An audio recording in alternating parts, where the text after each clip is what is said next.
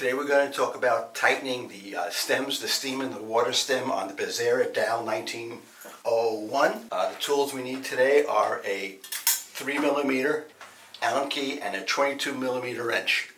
Right. We want to remove these two screws. Okay, and we want to lift this up.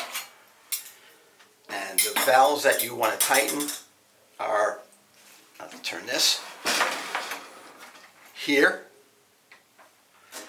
and here. With a 22mm wrench,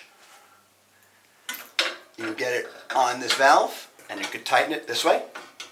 Okay, and on the other one,